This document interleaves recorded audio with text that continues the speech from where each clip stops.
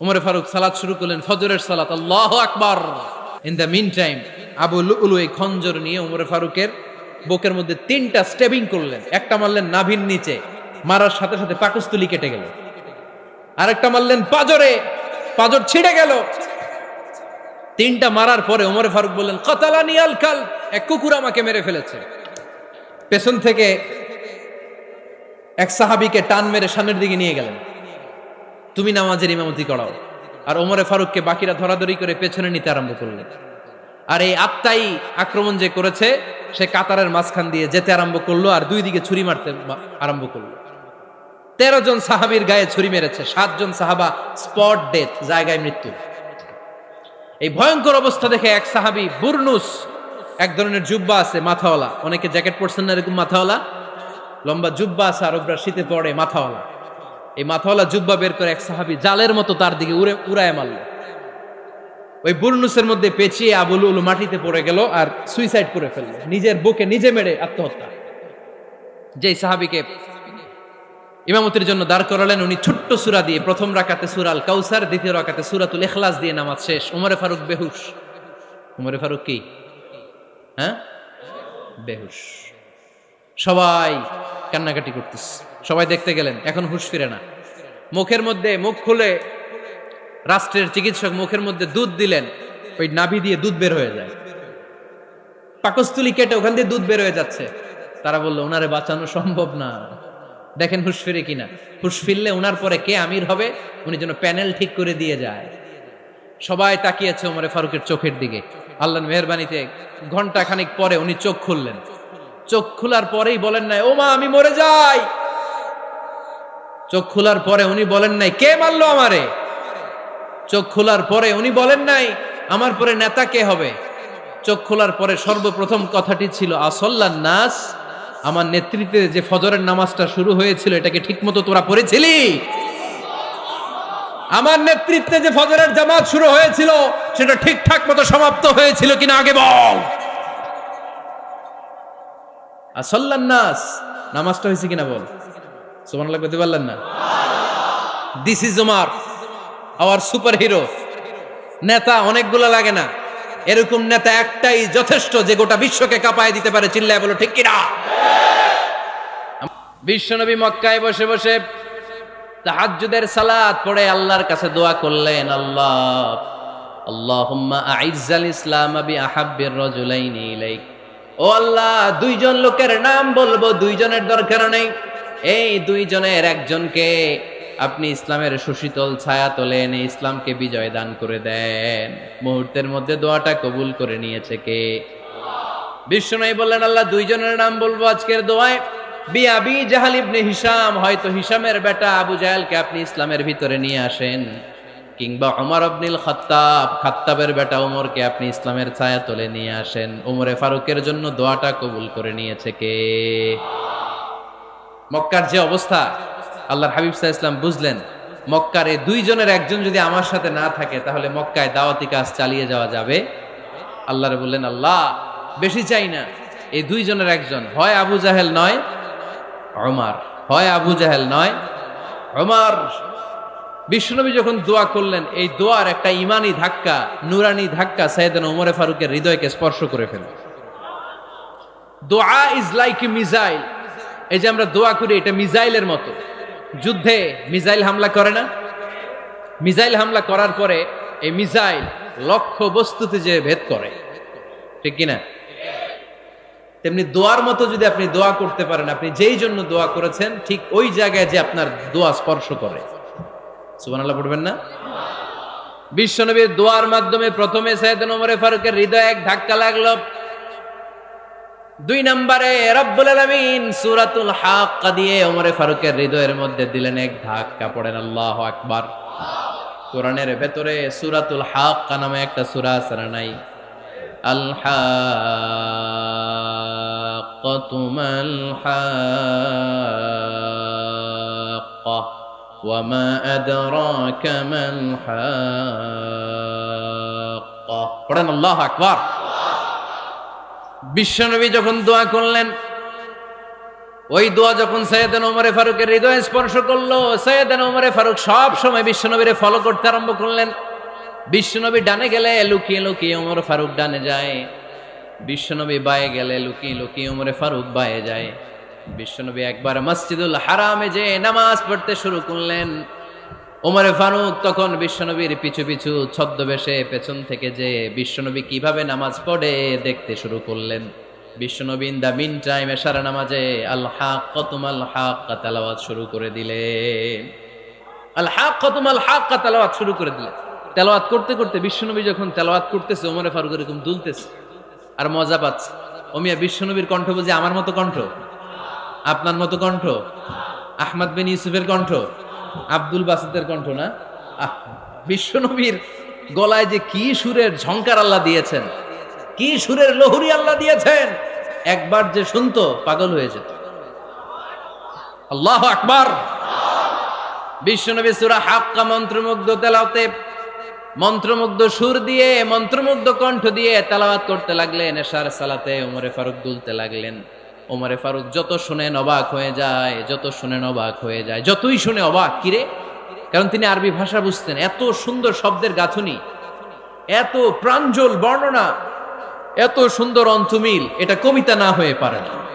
উনি মনে মনে ভাবলেন এটা মনে হয় কবিতা। It might be poem, it could be poem. Muhammad মনে হয় কবি হয়ে গেছে, তার কাব্য প্রতিভা দিয়ে সে এটা বানিয়েছে। তা না হলে এত সুন্দর কথা, এটা কবিতা না হয়ে পারে। ইন দ্য মিন টাইম বিশ্বনবী কিন্তু দেখতেছে না যে পেছনে ওমর। বিশ্বনবী তেলাওয়াত করছিলেন, ইন দ্য মিন টাইম বিশ্বনবী পড়ছিলেন ওমা হুয়া বিকাউলি শাইরিন কলিলাম মা তুমিনুন। এই আয়াতের অর্থ হলো এটা কোনো কবির কথা নয়, খুব অল্প সংখ্যক লোকই তোমরা ঈমান আনো। সুবহানাল্লাহ পড়ে। এটাকে বলে কোইন্সিডেন্ট। কোইন্সিডেন্ট হুট করে অনেক সময় মিলে যায়, যায় কি যায় না। আপনি একজনের কথা ভাবতেছেন ভাবতেছেন, বাজারে গেলেন, বাজারে যেই দেখেন ওই লোকটা দাঁড়ায় আছে, এরকম হয় কি হয় না? কোইন্সিডেন্ট। ওমরে ফারুক মনে মনে যেটা ভাবতেছে ওই কথা দিয়ে বিশ্বনবী তেলাওয়াত করতেছে। আল্লাহু আকবার। বিশ্বনবী যে আয়াত তেলাওয়াত করছিলেন, আয়াতের অর্থ হলো এটা কোনো কবির বানানো কবিতা না, খুব অল্প সংখ্যক লোকই তোমরা ঈমান আনো। ওমরে ফারুক আটকে উঠলেন, থমকে দাঁড়ালেন। ঘটনা কি? আমি মনে মনে ভাবলাম, কি রে এত সুন্দর কথা, এটা তো মানুষের কথা হতে পারে না, এটা নিশ্চয়ই কবিতা, কবির কথা। কিন্তু মুহাম্মদ এখন আবার পড়তেছে ওমা হুয়া বিকাউলি শাইর, এটা কোনো শায়েরের, কবির কথা নয়। কলিলাম মা তুমিনুন, অল্পই তোমরা ঈমান আনো। তার মানে আমার মনে যা চলে মুহাম্মদ এটা টের পায়। মুহাম্মদ গণক। নাউজুবিল্লাহ পড়বেন না? মুহাম্মদ অনেক বড় মাপের একজন গণক। মানুষের হৃদয়ে কি চলে, মনে মনে কি ভাবে, মুহাম্মদ না দেখেও বলে দিতে পারে। ইন দা মিন টাইম বিশ্বনবী পরের আয়াতে পড়লেন ওয়ালা বিকাউলি কাহিনিন কলিলাম মা তাযাক্কারুন। এই আয়াতের অর্থ হলো এটা কোনো গণকের বানানো গণনা নয়, খুব অল্প সংখ্যক লোকই তোমরা উপদেশ হিসেবে এটাকে মানো। সুবহানাল্লাহ পড়েন। এবার আর ওমরে ফারুকের সহ্য হয় না, কি আজীব তামাশা। প্রথমে মনে করলাম কবিতা, মোহাম্মদ কয় কবি না, সে কবি না, এটা কবিতা না। তারপর ভাবলাম সে গণক, সে আয়াত পরে পরে বলে দিল এটা গণনা নয়, তাহলে এটা কি? এটা কি কবিতাও না, গণনাও না, তাহলে এটা কি? বিশ্বনবী তখন বললেন তানজিলুম মির রাব্বিল আলামিন। সুবহানাল্লাহ পড়েন। পরের আয়াত ছিল তানজিলুম মির রাব্বিল আলামিন। এটা দুনিয়ার কোনো কবির বানানো কবিতা না, এটা কোনো গণকের গণনা না, এটা কোনো সাহিত্যিকের বানানো সাহিত্য নয়, এটা মহাবিশ্বের পরিচালক রব্বুল আলামিনের কাছ থেকে পাঠানো কিতাব কোরআন।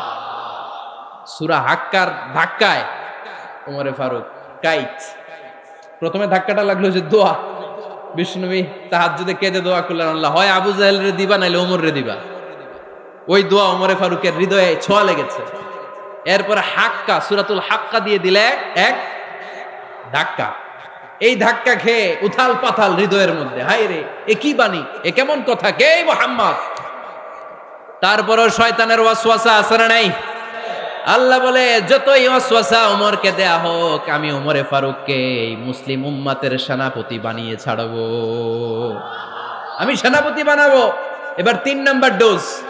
ডাক্তারের কাছে গেলে প্রথমে দেখবেন সিম্পল ডোজ দেয়, নরমাল ওষুধ, এটাতে কাজ না হইলে ডোজ বাড়ায়, একেবারে কাজ না হইলে অ্যান্টিবায়োটিক মারে, আছে না নাই?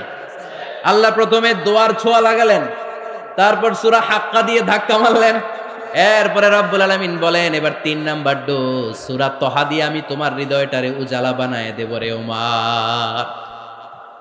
শয়তান ওদিক দিয়ে ওয়াসওয়াসা, খেলা দুই দিক থেকে চলতেছে। আল্লাহ তাআলা হেদায়েতের রাস্তায় টানছে, শয়তান জাহান্নামের দিকে টানছে। ঘোষণা দেয়া হলো মক্কায়, মুহাম্মদের মাথা কেটে এনে দিলে এত এত স্বর্ণ মুদ্রা দেয়া হবে। ওমরে ফারুক রাজি হয়ে গেলেন, নাঙ্গা তলোয়ার নিয়ে বিশ্বনবীর মাথা কাটার জন্য ছুটলেন। নাউজুবিল্লাহ পড়বেন না? বনু জাহরা গোত্রের এক লোক বলে, আইনা ইয়া ওমর, কই যাও? মুহাম্মদের মাথা কাটতে যাই। আরে মুহাম্মদের মাথা কাটতে যাও? তোমার বোন ফাতিমা বিনতে খাত্তাব আর তোমার বোন জামাই সাঈদ কদ সাবা, এরা তো ধর্ম ত্যাগ করে ফেলছে, এটা তো আমাদের ধর্ম ত্যাগ করে মুহাম্মদের ফলোয়ার হয়ে গেছে। আগে ওমর ঘর সামলাও, পরে মুহাম্মদের মাথা কাটতে যেও। ওমরে ফারুক অবাক হয়ে গেলেন, তলোয়ার নিয়ে বিশ্বনবীর দিকে না যে নিজের বাড়ির দিকে চলে গেলেন। বিশ্বনবীর আপন বোন ফাতিমা বিনতে খাত্তাব, বোন জামাই সাঈদ আর খাব্বাব রাদিয়াল্লাহু তাআলা আনহু তিনজন মিলে সূরা তহা তেলাওয়াত করছিলেন। পড়েন সুবহানাল্লাহ। মক্কায় লুকিয়ে লুকিয়ে দাওয়াত হতো। খাব্বাব রাদিয়াল্লাহু তাআলা আনহু একটা চামড়ার ফলকের মধ্যে সূরা তহার কয়েকটা আয়াত এনে ওমরে ফারুকের বোন আর বোন জামাইকে শিক্ষা দিচ্ছে, ট্রেনিং দিচ্ছে। সুবহানাল্লাহ পড়েন। লুকিয়ে লুকিয়ে ওমরে ফারুক যখন ঘরে চলে আসলেন, এরা তটস্থ হয়ে গেল। সাইয়েদনা খাব্বাব বিছানার তলায় লুকিয়ে গেলেন। ওমরে ফারুক বললেন, দরজা খোলো। ফাতিমা বিনতে খাত্তাব দরজা খোলার পরে নির্মম ভাবে সাইয়েদনা ওমর রাদিয়াল্লাহু তাআলা আনহু বোনের গায়ে আঘাত শুরু করে দিল। বোন জামাইকে আহত করতে শুরু করলো আর বলতে শুরু করলো, তোরা পাগল হলি কেন? কি আছে ওই মুহাম্মাদের মধ্যে? কি জাদু নিয়ে সে এসেছে? সে যাই বলে লোকজন পাগল হয়ে যায়, সবাই তার উপর কালিমা পড়ে ঈমান এনে ফেলে। কি এমন জিনিস তোদের কাছে আছে যেটা দেখে মুহাম্মদকে তোরা ভালোবাসলি? কি আছে? কি পড়তেছিলি আমারে দেখা। ফাতেমা বলে, ইন্নাকা রিজসুন লা ইয়ামাসসুহু ইল্লাল মুতাহহারুন। ও আমার ভাই ওমর, তুমি নাপাক। তুমি কি? লা ইয়ামাসসুহু ইল্লাল মুতাহহারুন, পবিত্রতা অর্জন না করে এই কোরআন ধরা যায় না। সুবহানাল্লাহ পড়েন। উমরে ফারুক গোসল করে আসলেন, কারণ ধাক্কা তো আগে কয়েকটা খাইছে। কথা বুঝেন নাই বোধহয়? প্রথমে দোয়ার ধাক্কা, পরে কোন সূরা দিয়ে ধাক্কা? হাক্কা দিয়ে ধাক্কা। ৩ নম্বরে এখন আর একটা ধাক্কা খাবে। গোসল করে আসলেন। ফাতিমা বিনতে খাত্তাব বললেন, গোসল যখন করে এসেছেন, এই নেন। উমরে ফারুক এবার চামড়ার কাপড়ের মধ্যে সূরা তহার প্রথম আয়াতের দিকে নজর করলেন। নজর করেই কোরআনের প্রেমে পড়ে গেলেন। পড়েন সুবহানাল্লাহ। উমরে ফারুক পড়তে আরম্ভ করলেন, তহা মা আনজালনা আলাইকাল কুরআনা লিতাশকা ইল্লা তাযকিরাতাল লিমান ইয়াখশা তানজিলাম মিম্মান খালাকাল আরদা ওয়াস সামাওয়াতিল উলা। সুবহানাল্লাহ পড়েন। উনি পড়তে আরম্ভ করলেন, তহা মা আনজালনা আলাইকাল কুরআনা লিতাশকা, এই কোরআনকে আমি তোমাদের হতভাগ্য জাতি হিসেবে দুনিয়ায় থাকার জন্য পাঠাই নাই। এটা রব্বুল আলামিনের পক্ষ থেকে এসেছে। যারা রবকে ভয় করে তাদের জন্য আছে উপদেশ। যিনি আকাশ বানিয়েছেন, জমিন বানিয়েছেন, ওই আল্লাহ তাআলা নিজেই এই কোরআন পাঠিয়েছে। আওয়াজ করে পড়তে হবে, আল্লাহু আকবার। উনি খুব ভালো আরবি জানতেন। সূরা তহা পড়ার পরে আর ধৈর্য ধারণ করতে পারে না। ওমরে ফারুক ছোট্ট বাচ্চার মতো কান্না শুরু করে দিলেন। আল্লাহু আকবার। সূরা তহাটা হাতে নিয়ে, তলোয়ারটা হাতে নিয়ে বিশ্বনবীর দিকে ছুটতে আরম্ভ করলেন। আইনা মুহাম্মদ, কোথায় মুহাম্মদ? তোমরা আমাকে মুহাম্মদের কাছে নিয়ে চলো। বিশ্বনবী তখন সাফা পাহাড়ের পাদদেশে দারুল আরকাম ইবনে আলকামের ঘরে লুকিয়ে লুকিয়ে কোরআনের দাওয়াত দিতেন। ওমরে ফারুককে পাগলের মতো ছুটে আসতে দেখে বিশ্বনবীর চাচা হামজা ইবনে আব্দুল মুত্তালিব বলল, নবী আপনি পালান। ওই যে খাত্তাবের বেটা ওমর আপনাকে অপমান করার জন্য, আক্রমণ করার জন্য তেরে এসেছে। সাহাবীরা বললেন, নবী আপনি পালিয়ে যান, আমরা সামাল দেব। বিশ্বনবী বললেন, না আমি পালাবো না, বরং তোমরা সরে যাও। ওমর ইবনুল খাত্তাবকে আমার দরবার পর্যন্ত আসতে দাও। আমার তো মনে হচ্ছে ওই যে তাহাজ্জুদের নামাজ শেষে চোখের পানি ছেড়ে যে আমি আল্লাহর কাছে দোয়া করেছি, আজকে আমার ওই দোয়াটা কবুল হতে শুরু করেছে। আমার তো মনে হচ্ছে আমার ওই দোয়া কবুল হবে, আসতে দাও। ওমরে ফারুক এসে বললেন, আশহাদু আল্লা ইলাহা ইল্লাল্লাহ ওয়া আশহাদু আন্না মুহাম্মাদান আবদুহু ওয়া রাসূলুহু। আমি সাক্ষ্য দিলাম আল্লাহ ছাড়া কোনো ইলাহা নাই, নিশ্চয় আপনি আল্লাহর প্রেরিত বান্দা এবং রাসূল। পড়েন সুবহানাল্লাহ। ওমরে ফারুক যখন কালিমা শাহাদা পড়ে মুসলমান হয়ে বিশ্বনবীর হাতে হাত রাখলেন, মুসলিম সাহাবীদের মধ্যে খুশি আর আনন্দের বন্যা বয়ে গেল। মুসলিম হাতে গোনা সাহাবারা আল্লাহর প্রশংসা করলেন। বিশ্বনবী সাইয়েদনা ওমরে ফারুককে জড়িয়ে ধরলেন। ওমরে ফারুক এবার বিশ্বনবীরে বললেন, নবী গো, আলাসনা আলাল হক, আমরা কি সত্যের উপরে আছি নাকি আমরা ভুলের উপরে আছি? বিশ্বনবী বললেন, বালা নাহনু আলাল হক, আমরাই সত্যের উপরে আছি। সুবহানাল্লাহ পড়েন। আলাসনা আলাল হক, নবী আমরা কি সত্যের উপরে নাই? হ্যাঁ অবশ্যই ওমর, তুমি সত্যের উপরে আছো। ওমরে ফারুক বললেন, তাহলে ফাফিমাল ইখতিফা, তাহলে লুকায় লুকায় আর দাওয়াত দেব কেন? আমি তো কালিমা পড়ে ফেলছি, আসেন আমার সাথে বের হই। ফাফিমাল ইখতিফা, আর লুকায় লুকায় কেন? আসেন আমরা বাইরে বের হই। বিশ্বনবী বললেন, ওমর এটা মাক্কি জীবন, এখানে আমরা একটু গোপনে গোপনে দাওয়াত দিতে চাই। ওমরে ফারুক বলে, না, আমার দায়িত্ব, আমি একটা মিছিল দিতে চাই নবী। আল্লাহর নামের তাকবীর দিতে দিতে দারুল আরকাম থেকে শুরু করে মসজিদুল হারাম পর্যন্ত একটা মিছিল দিয়ে আমি মক্কা কাঁপায়া দেব। অনুমতি দেন। বিশ্বনবী দিতে চান। ওমর ফারুক অনেক বোঝানোর পরে স্বল্প পরিসরের একটা অনুমোদন পাওয়া গেল বিশ্বনবী সাল্লাল্লাহু আলাইহি ওয়াসাল্লামের কাছ থেকে। কিন্তু মিছিল যে দিবে, মিছিলের জন্য লোকের দরকার আছে না নাই? এখানে লোক নাই, আমি একাই মিছিল দিতেছি। এটা জমবে, মিছিল জমবে। খুঁজে উনি 11 জন মুসলিম সাহাবা পেলেন। কয়জন? ওমরে ফারুক বললেন, 11 জনই সই। এই 11 জন নিয়েই আমি আল্লাহর নামের তাকবীর দিব। 2 লাইন করলেন। কয় লাইন? 2 লাইন। পেছনে 6 জন, আর এই লাইনের নেতা বানালেন বিশ্বনবীর চাচা হামজাকে রাদিয়াল্লাহু তাআলা আনহু। আর সামনে 5 জন, তার আগে দাঁড়ালেন উনি নিজেই। তাহলে 6 6 12। বললেন এই 2 লাইনই আমরা তাকবীর দিতে দিতে, বেশি না, এই দারুল আরকামের ঘর থেকে, আপনারা জানেন যে সাফা মারোয়া এখন যে সাই হয়, এই সাফার পাদদেশে ছিল দারুল আরকামের ঘর। উনি বললেন এখান থেকে ওই যে কাবার গিলাফ দেখা যায়, কাবার গিলাফ পর্যন্ত আমরা এই তাকবীর নিয়ে ওখানে যাব। সুবহানাল্লাহ পড়বেন না? ওখানে উনি দাঁড়িয়ে ছোট্ট একটা ভাষণ দিয়েছিলেন।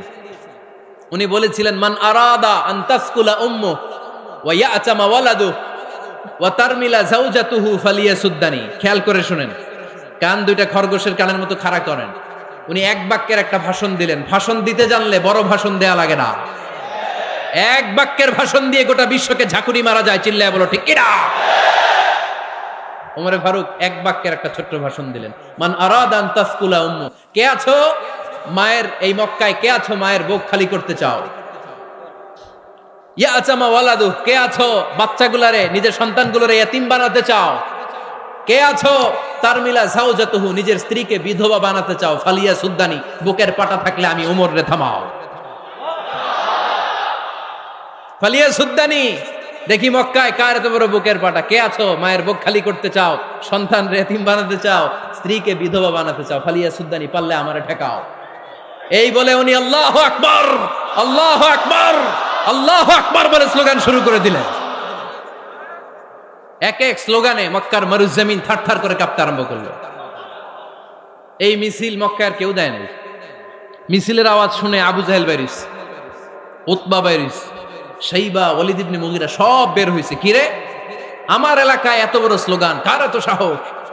বের হয়ে দেখে মিছিলের সামনে ওমর। ওমর রে দেখে দিছে একদম। কারণ ওমরে ফারুককে থামানোর মতো বাপের বেটা মক্কায় দ্বিতীয়টা কেউ ছিল না। আওয়াজ করে বলেন ঠিক কিনা? ওমরে ফারুক আল্লাহু আকবার, আল্লাহু আকবার বলে স্লোগান দিতে দিতে মসজিদুল হারামের ভেতরে ঢুকে গেল। কাবার গিলাফ ধরার পরে সেদিন মিছিল থেমেছে। ওই আল্লাহর নামের স্লোগান সেদিন কেউ থামাতে পারে নাই, কিয়ামত পর্যন্ত কেউ থামাতে পারবে না। চিল্লায় বলো ঠিক কিনা? ওই রকম একটা ওমরের দরকার, আমাদের বেশি চাই না। জোরে বলেন ঠিক কিনা?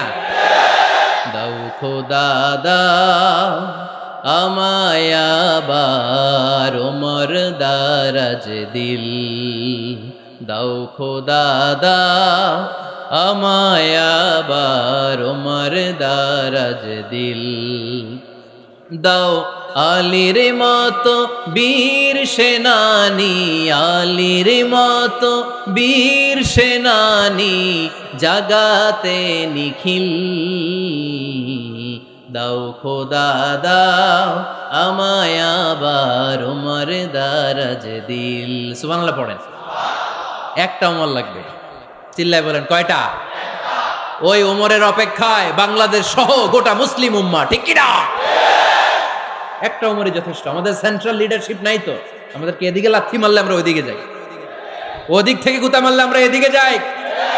আমাদের রিপ্রেজেন্টেটিভ, আমাদের প্রতিনিধিত্ব করার মতো কোনো কেন্দ্রীয় লিডারশিপ নেতৃবৃন্দ গোটা বিশ্বে নাই, ঠিক কি না? আমরা সেই ওমরে ফারুকের অপেক্ষায়, আমরা সেই ইমাম আল মাহাদির অপেক্ষায়। এই ওমরে ফারুক আমাদের মডেল, ঠিক কি না? থার্ড ইন পজিশন এই পুরা উম্মতের মধ্যে ওনার পজিশন নাম্বার 3। 1 নাম্বার পজিশন বিশ্বনবীর, কার? 2 নাম্বার পজিশন কার? আবু বকর। 3 নাম্বার পজিশন কার? ওমরে ফারুকের। বিশ্বনবী বলতেন লা নবিয়্যা বা'দি, লা নবিয়্যা বা'দি, আমার পরে কোনো নবী নাই। ওয়ালা রাসূলা, আমার পরে কোনো রাসূলও নাই। আমার নবীর পরে আর কোনো নবী আছে? আমার নবীর পরে আর কোনো রাসূল আছে? এই যে কাদিয়ানি যে একটা সম্প্রদায় আছে, এরা কি মুসলিম নাকি অমুসলিম? মুসলিম সম্প্রদায়ের সাথে এদের কোনো সম্পর্ক নাই, চিল্লায় বলেন ঠিক কি না? এরা যদি মুসলমান হতে চায়, আমার নবী দ্য লাস্ট মেসেঞ্জার বিশ্বনবীকে খাতামুন নবী হিসেবে সংবাদ সম্মেলন করে গোটা বিশ্বকে জানায় দিতে হবে, তারপরে তাদেরকে আমরা মুসলিম হিসেবে স্বীকৃতি দিব, চিল্লায় বলেন ঠিক কি না? তা না হলে তারা কোন ধর্মের এটাকে জানায় দিতে হবে। No inferiority complex, no identity crisis. Identity ক্রাইসিসে থাকা যাবে না। আপনারা কোন ধর্মের এটা জানায় দেন। আপনারা বিশ্বনবীরও শেষ নবী মানবেন না, আবার মুসলিম বলেও নিজেদেরকে ট্যাগ লাগাতে চাইবেন। সাধারণ মুসলমানরা এটা এই ধোঁকাবাজি মানে না, চিল্লায় বলেন ঠিক কি না? আমার নবীর পরে কোনো নবী নাই, আমার রাসূলের পরে কোনো রাসূল নাই, ঠিক কি না? আল্লাহর হাবিব বলতেন লাউ কানা বা'দি নাবিয়্যুন লাকানা উমর, তবে আমার পরে যদি নবী হওয়ার যোগ্যতা কারো থাকে, আমার ওমরের ওই যোগ্যতা আছে। সুবহানাল্লাহ পড়েন। প্রভু তুমি বলেছ রাসূল দেবে না, বলনি দেবে না ওমর, বলনি দেবে না হামজা তারি, খালিদ বিজয় সম, তুমি বলেছ রাসূল দেবে না। সুবহানাল্লাহ পড়েন। এজন্য আমরা একটা ওমর চাই। কয়টা? বেশি লাগবে? নেতার মতো নেতা কয়টা লাগে? জোরে বলেন কয়টা? Enough, that's enough. ওমরে ফারুক আওয়ার সুপার হিরো। ওনার সাথে বিশ্বনবী সাল্লাল্লাহু আলাইহি ওয়াসাল্লামের মুসাহারার সম্পর্ক ছিল। ওমরে ফারুক যে বিশ্বনবীর শ্বশুর, এটা অনেকে জানেই না। ওমরে ফারুক রাদিয়াল্লাহু তাআলা আনহু বিশ্বনবীর শ্বশুর ছিলেন। এটা আজকে নতুন শুনছেন, কে কে হাত তোলেন? দেখছেন হুজুর? সঠিক বলছি না আমি? অনেকে আমরা জানি না। মাশাআল্লাহ, জানতে লজ্জা নাই, শিখতে লজ্জা নাই। লজ্জা হচ্ছে অজ্ঞতায় আর মূর্খতায়, ঠিক কি না? আমরা শিখতে রাজি আছি। যে কথা বলে আমরা তার ছাত্র। আমার আগে হুজুর কথা বলতেছিলেন, আমরা ছিলাম ছাত্র। এখন আমি কথা বলতেছি, এখন আমরা সবাই হয়ে গেছি ছাত্র, ঠিক কি না? যিনি বলেন তিনি শিক্ষক, বাকিরা আমরা ছাত্র, ঠিক কি না? 4 খলিফার 2 খলিফা, ইসলামের 4 খলিফার 2 খলিফা বিশ্বনবীর মেয়ের জামাই, আর বাকি 2 খলিফা বিশ্বনবীর শ্বশুর। সুবহানাল্লাহ পড়েন। সাইয়েদনা আলী রাদিয়াল্লাহু তাআলা আনহু, সাইয়েদনা উসমান যুন-নূরাইন বিশ্বনবীর মেয়ের জামাই। উসমান রাদিয়াল্লাহু তাআলা আনহুর কাছে বিশ্বনবী 2 মেয়েকে বিয়ে দিয়েছিলেন। একজন মারা যাওয়ার পরে আরেকজন। বিশ্বনবী বলেছেন এরপরে আরেকটা থাকলে ওইটারও বিয়ে দিতাম। সুবহানাল্লাহ পড়বেন না? 2 জন ছিল মেয়ের জামাই আর 2 জন ছিল শ্বশুর। সাইয়েদনা আবু বকর শ্বশুর, বিশ্বনবীর স্ত্রী আম্মাজান আয়েশা রাদিয়াল্লাহু তাআলা আনহার বাবা। বিশ্বনবীর স্ত্রী আম্মাজান হাফসা রাদিয়াল্লাহু তাআলা আনহার বাবা ছিল সাইয়েদনা ওমর ফারুক। চিল্লায় পড়েন আল্লাহু আকবার। জান্নাতুল পজিশন না, সাইয়্যিদু কুহুলিল জান্নাহ। জান্নাতে যত নারীরা যাবে, নারীদের সর্দারিনী হবে সাইয়্যিদাতুনা ফাতেমা রাদিয়াল্লাহু তাআলা আনহা। এই ফরিদপুরের যত ইয়াং স্টাররা, তোমরা যারা জান্নাতে যাবে, তোমাদের লিডার হবে সাইয়েদনা হাসান আর হুসাইন রাদিয়াল্লাহু তাআলা আনহুমা। আর বয়স্ক মুরব্বীরা যারা জান্নাতে ঢুকবেন, আপনাদের লিডার হবে সাইয়েদনা আবু বকর আর সাইয়েদনা ওমর ফারুক রাদিয়াল্লাহু তাআলা আনহু। সুবহানাল্লাহ পড়তে পারলেন না? ওমর ফারুক এটা সাধারণ কোনো ক্যারেক্টারিস্টিক্স নয়, ওনাকে আল্লাহ তাআলা নলেজও দিয়েছেন, আবার দিনদারিও দিয়েছেন। আমার দিনী ভাইয়েরা খেয়াল রাখবেন, কোনো আলেমের মধ্যে বা কোনো নেতার মধ্যে যদি এই দুইটার সমন্বয় আপনি পান, যে তার জ্ঞানও আছে আবার দিনদারিও আছে, he belongs the knowledge and he belongs the তাকওয়া, সে গোটা বিশ্বকে জয় করে ফেলবে। ঠিক কিনা? যার মধ্যে জ্ঞান আছে, যার মধ্যে তাকওয়া আছে, তারে কেউ থামায় রাখতে পারে? ওমরে ফারুককে এই দুই নেয়ামত দিয়ে ধন্য করেছে কে? সহিহ বুখারীর বর্ণনা, বিশ্বনবী সাহাবীদের সামনে একটা স্বপ্নের কথা বলছেন। বিশ্বনবী বললেন, আমি স্বপ্নে দেখলাম আমার আঙ্গুলের ফাঁকা থেকে দুধ বের হচ্ছে, আমি তৃপ্তি সহকারে দুধ খেলাম। খাওয়ার পরে দেখলাম আঙ্গুলের মধ্যে একটু দুধ লেগে আছে। আমার আঙ্গুলে অতিরিক্ত লেগে থাকা দুধটা আমি ওমরে ফারুকের মুখের মধ্যে লাগিয়ে দিলাম। সাহাবারা বললেন, ইয়া রাসূলুল্লাহ, ইয়া হাবিবাল্লাহ, মাযা আওয়ালতা বিহি, এই স্বপ্নের আপনি কি ব্যাখ্যা করলেন, আমরা তো বুঝলাম না। বিশ্বনবী বললেন, আওয়ালতু বিহি আল ইলম, আমি এই দুধ দিয়ে জ্ঞানের ব্যাখ্যা করেছি, কারণ ওমরকে আল্লাহ যেই জ্ঞান দিয়েছে গোটা বিশ্বের কাউকে এত জ্ঞান দেয় না। এজন্য স্বপ্নে যদি কেউ দেখেন যে আপনি দুধ খাচ্ছেন, তার মানে আল্লাহ তাআলা আপনার জ্ঞান বাড়ায় দিবে। ওমরে ফারুককে দুধ খেয়ে অতিরিক্ত দুধের অংশটা বিশ্বনবী আবু বকর রাদিয়াল্লাহু তাআলা আনহুর মুখে দেন নাই, সাইয়েদনা উসমানের মুখে দেন নাই, আলী রাদিয়াল্লাহু তাআলা আনহুর মুখে দেন নাই। স্বপ্নে ওই অতিরিক্ত লেগে থাকা দুধটা বিশ্বনবী ওমরে ফারুকের ঠোঁটের মধ্যে লাগিয়ে দিয়েছেন। এই হাদিস থেকে প্রমাণ হয় আল্লাহ তাআলা জ্ঞানের নেয়ামতে সাইয়েদনা ওমরে ফারুককে ধন্য করেছেন। আবার বুখারীর বর্ণনা, বিশ্বনবী সাল্লাল্লাহু আলাইহি ওয়াসাল্লাম আরেকটা স্বপ্নের বর্ণনা দিচ্ছেন। তিনি বললেন, তোমাদের সবাইকে স্বপ্নে আমার সামনে দাঁড় করানো হলো। আমি দেখলাম তোমাদের কারো জুব্বা নাভি পর্যন্ত, কারো জুব্বা হাঁটু পর্যন্ত, কারো জুব্বা টাকনু পর্যন্ত। ওমরে ফারুককে যখন স্বপ্নে আমার সামনে দাঁড় করিয়ে দেয়া হলো, আমি দেখলাম ওমরের জুব্বা এত লম্বা, ওমর টেনে হিচড়ে তার জুব্বা নিয়ে সামনে হেঁটে যাচ্ছে। সাহাবারা বললেন, ফামাযা আওয়ালতা বিহি ইয়া রাসূলুল্লাহ, ও আল্লাহর রাসূল, এই স্বপ্ন দিয়ে আপনি কি বুঝাতে চাইলেন, আমরা কিছু বুঝলাম না।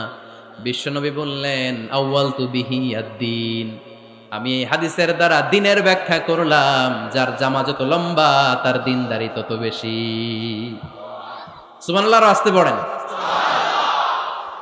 স্বপ্নে দেখলেন কোন সাহাবীর জুব্বা নাভি, কোন সাহাবীর হাঁটু, কারোটা টাকনু, কিন্তু ওমরে ফারুকের জুব্বা এত লম্বা, ইয়াজুরু সাওবাহু, তিনি তার জুব্বা টেনে হিচড়ে যাচ্ছেন। বিশ্বনবী বললেন, এটা দ্বারা আমি দিন, আমি তাকওয়া, দিনদারি, তাকওয়া, এটার ব্যাখ্যা করেছি। তার মানে ওমরে ফারুকের তাকওয়ার সামনে সব তাকওয়া পানি হয়ে যাবে। কোন সুবহানাল্লাহ। আল্লাহ তাআলা সাইয়েদনা ওমরে ফারুককে দ্বীনের জ্ঞান দিয়েছেন, তাকওয়া দিয়েছেন। যুবক ভাইয়েরা, যাকে আল্লাহ তাআলা দ্বীনের জ্ঞান দেয়, যাকে আল্লাহ তাআলা তাকওয়ার এই গুণ দিয়ে সমৃদ্ধ করে, তার জন্য গোটা বিশ্বের সব দরজাগুলোকে ওপেন করে দেয় কে? কত বড় মুত্তাকি ছিলেন সাইয়েদনা ওমরে ফারুক। মদিনার সমাজে কয়জন মুনাফিক ছিল বিশ্বনবী ছাড়া কেউ বলতে পারতেন না। বিশ্বনবী কোন সাহাবীকে মুনাফিকদের লিস্ট দিয়ে যান নাই, একজন সাহাবী ছাড়া। দেখি কেউ বলতে পারেন কিনা ওই সাহাবীর নাম? কি নাম? হুযায়ফা ইবনুল ইয়ামান রাদিয়াল্লাহু তাআলা আনহু। উনাকে বলা হতো সাহিবু সিররি রাসূলিল্লাহ, আল্লাহ রাসূল সাল্লাল্লাহু আলাইহি ওয়াসাল্লামের গোপন তথ্যের ধারক বাহক। সুবহানাল্লাহ পড়বেন না? বিশ্বনবী ইন্তেকালের আগে মদিনার সমাজে মোট কয়জন মুনাফিক আছে, এই তথ্য আবু বকরকে বলেন নাই, ওমর রাদিয়াল্লাহু তাআলা আনহুকে বলেন নাই, উসমান রাদিয়াল্লাহু তাআলা আনহু, আলী রাদিয়াল্লাহু তাআলা আনহু, আশারাতুল মুবাশশিরিন বিল জান্নাহ কোন সাহাবীকে বলেন নাই। শুধুমাত্র কেবলমাত্র একমাত্র হুযায়ফা ইবনুল ইয়ামান রাদিয়াল্লাহু তাআলা আনহুর কাছে মুনাফিকদের লিস্টে বিশ্বনবী দিয়ে গিয়েছেন। সুবহানাল্লাহ পড়েন। মদিনায় কারা কারা মুনাফিক কেউ জানতো না, হুযায়ফা ছাড়া। কে ছাড়া? নামটা আজকে মুখস্থ করেন, যাতে অন্য কোনো ওয়াজে কেউ জিজ্ঞেস করলে বলতে পারেন। মুনাফিকদের লিস্ট যে সাহাবীর কাছে বিশ্বনবী দিয়ে গিয়েছিলেন, সাহাবীর নাম কি? নাম? নামটা কেমন লাগে? ভাল লাগে? অনেকে আমারে জিজ্ঞেস করে, হুজুর আমার ছেলে হবে আগামী মাসে, একটা নাম দেন। নাম দিয়ে দিলাম হুযায়ফা। যাদের হবে ছেলে, এলাকার যাদের নেক্সট কয়েক মাসে ছেলে হবে, খালি হুযায়ফা চলবে। কি চলবে? ভাল লাগে নামটা? ভাল লাগে, রাইখেন, অনেক সুন্দর নাম। উনি জানতেন মুনাফিক কারা। দেখেন ওমরে ফারুকের তাকওয়ার লেভেলটা কত হাই। ওমরে ফারুক একদিন হুযায়ফা রাদিয়াল্লাহু তাআলা আনহুর কাছে গেলেন, যে বললেন, হুযায়ফা, বিশ্বনবী ইন্তেকালের আগে মুনাফিকদের নামের লিস্টটা কারো কাছে দেয় নাই, আমার জানা নাই, সাইয়েদনা আবু বকরের জানা নাই, কোন সাহাবীর জানা নাই, তুমি ছাড়া। আমি তোমার কাছে জানতে চাই, আমি ওমরের নামটা ওই মুনাফিকদের খাতায় আছে কিনা আমার একটু বলো। আমার ওমরের নামটা ওই মুনাফিকদের লিস্টিতে একটু আছে কিনা, নামটা একটু বলো। যদি থাকে আমি ভালো হয়ে যাব, আমি নেফাকি দূর করে পাক্কা মুমিন হতে চাই। আমার নাম যদি মুনাফিকের লিস্টে থাকে আমি তো শেষ। হুযায়ফা চোখের পানি ছেড়ে দিয়ে বলে, আমিরুল মুমিনিন, কেমন প্রশ্ন করলেন আপনি? আপনি বিশ্বনবীর শ্বশুর, এই উম্মতে আপনার পজিশন 3 নাম্বার। আপনারে মুনাফিকরা ভয় পায়, শয়তান আপনারে ভয় পায়।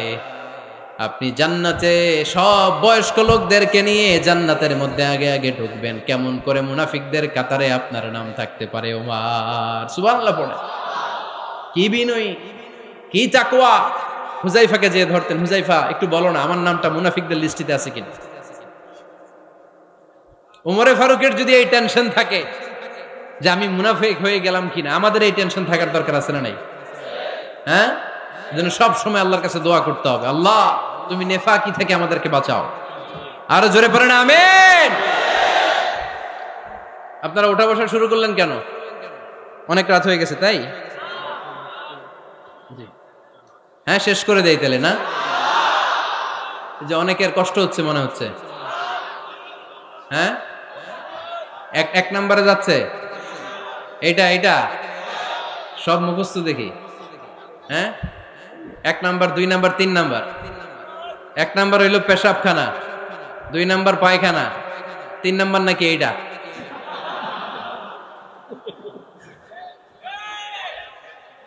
আছে না নাই? না। সিগারেট কোন মুসলমান খেতে পারে? সিগারেট হয় টোবাকো প্ল্যান্টস থেকে, তামাক পাতা। ফরিদপুরে চাষ হয় নাকি? হয়। কোন থানায় হয় বেশি? হ্যাঁ, তামাক ক্ষেত যারা দেখছেন, কোন বেড়া লাগানো লাগে? কেন? ছাগলেও মুখ দেয় না।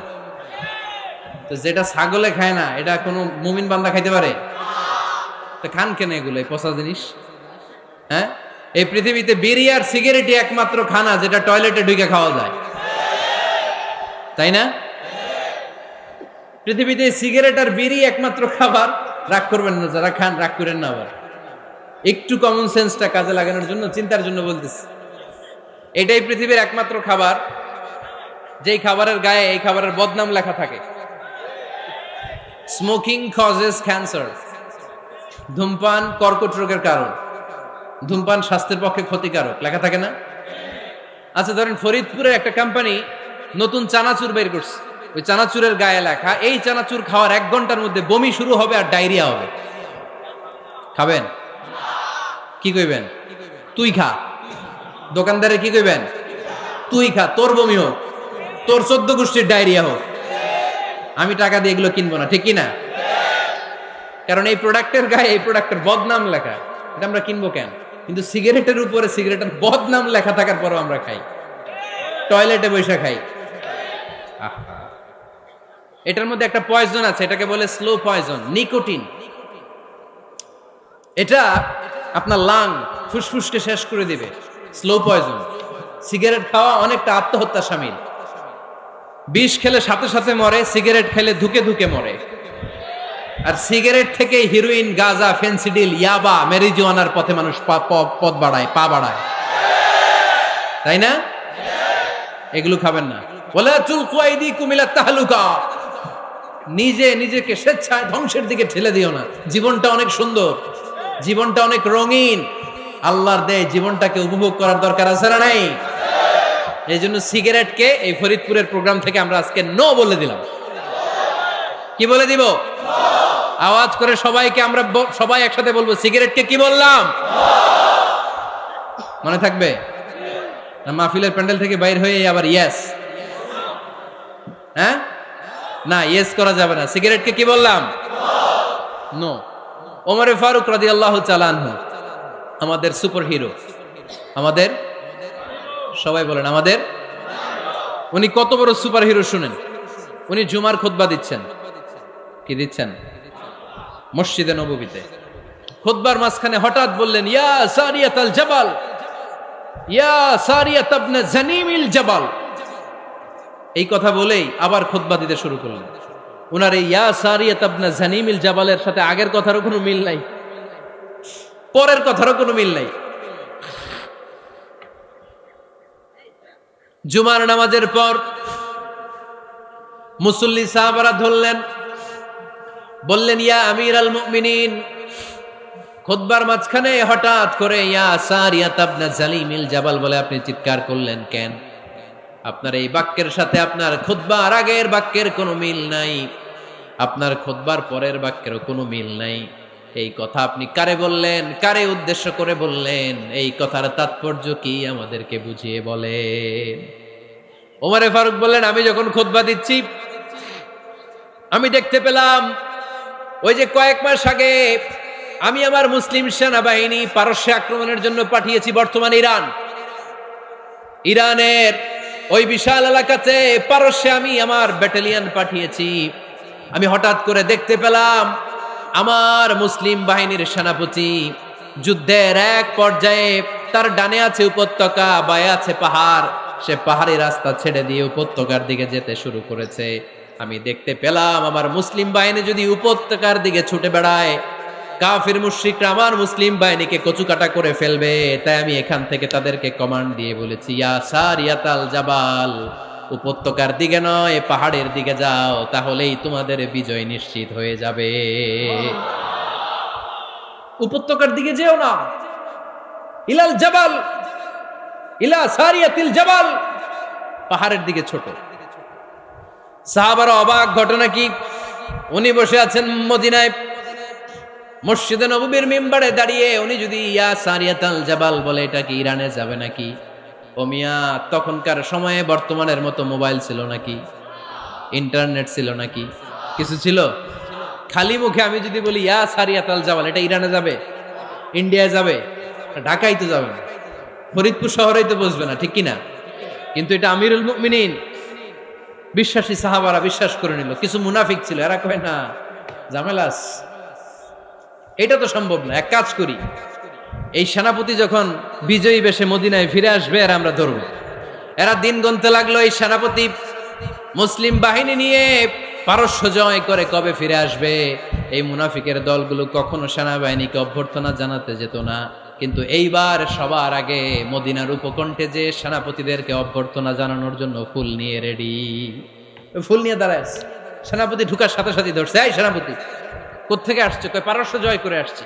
কয় এমন এমন দিন, জুমার দিন দুপুর বেলা যুদ্ধের মাঝখানে আমিরুল মুমিনিনের কণ্ঠের কোন কথাবার্তা শুনছো নাকি? সেনাপতি অবাক, কয় তোমরা জানলা কেমনে? শুনছি তো। সুবহানাল্লাহ পড়বেন না? আমরা যুদ্ধে একটা ভয়ঙ্কর অবস্থার মধ্যে ছিলাম, পেছন থেকে শত্রুরা আমাদেরকে আক্রমণ করতে শুরু করে দিল। ডানে যাব না বায়ে যাব, সামনে যাব নাকি পেছনে যাব, রাস্তা খুঁজে পাচ্ছি না। ডান দিকে ছিল আমাদের উপত্যকার রাস্তা, বাঁ দিকে ছিল পাহাড়ি পথ। আমরা সোজা পথ হবে মনে করে উপত্যকার দিকে ছুটতে আরম্ভ করলাম। হঠাৎ করে আমিরুল মুমিনিনের কণ্ঠ বজ্র কণ্ঠে আমার কানের মধ্যে ভেসে আসলো। আমার মনে হলো আমিরুল মুমিনিন কেমন যেন আমাকে কমান্ড দিচ্ছেন আর বলছেন, ইয়া সারিয়াতাল জাবাল, ডান দিকে উপত্যকার পথে নয়, তাড়াতাড়ি পাহাড়ের দিকে সৈন্য বাহিনী নিয়ে উঠে যাও। পাহাড়ের দিকে, ডানে না, this is wrong track and this is the right track. ওই দিন যদি ওমরে ফারুকের ওই গাইডলাইন, আমিরুল মুমিনিনের কমান্ড যদি আমি না শুনতাম, আজকে বিজয়ের বেশে ফিরতেও পারতাম না, আমাদের চেহারাও তোমরা দেখতে পেতে না। ওমরে ফারুকের ওই কমান্ড, ওই গাইডলাইন অদৃশ্য থেকে শোনার কারণে ওই পারস্যের মধ্যে আমাদেরকে সেই যুদ্ধে বিজয় দান করেছে কে? দিস ইজ ওমরে ফারুক, দিস ইজ ওমরে ফারুক।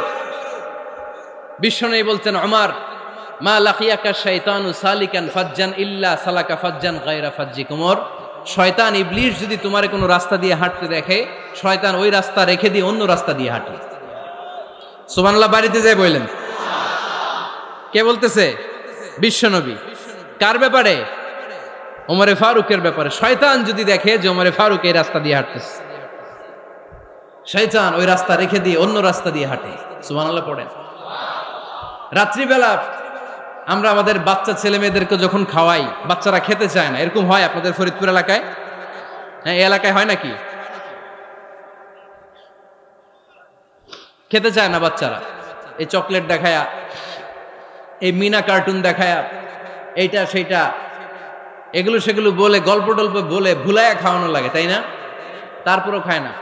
আমারও ছোট মেয়ে আছে, খেতে চায় না, এইটা সেইটা এমনি সেমনি খাওয়ানো লাগে।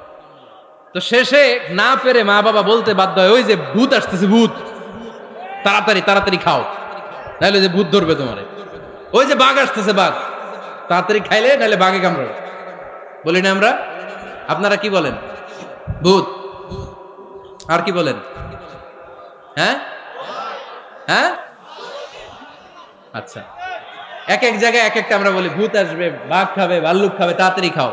মদিনাতে যখন ওমরে ফারুক আমিরুল মুমিনিন, মদিনার মায়েরাও বাচ্চাদেরকে খাওয়াতে পারতো না, ছোট্ট মেয়েদেরকে খাওয়াতে পারতো না, খাওয়া নিয়ে যন্ত্রণা করতো।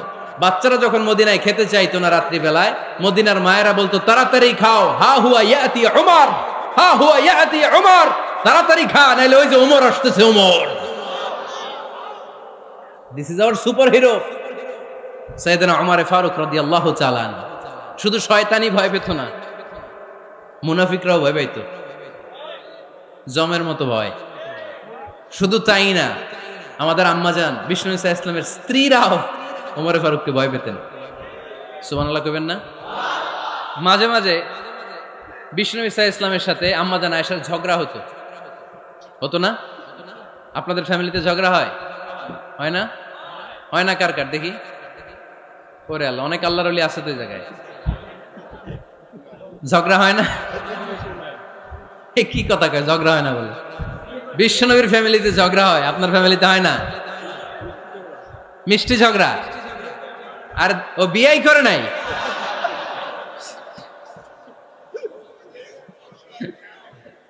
ঝগড়া তো হবেই, দাম্পত্য জীবনের মজাটাই তো এখানে।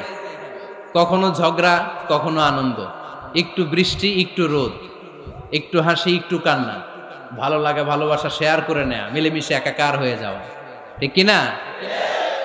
তো আল্লাহর হাবিব সাল্লাল্লাহু আলাইহি ইসলামের সাথে আম্মাজান আয়েশার ঝগড়া হতো। তো একদিন ঝগড়া হয়ে দুইজন রেগে আছে।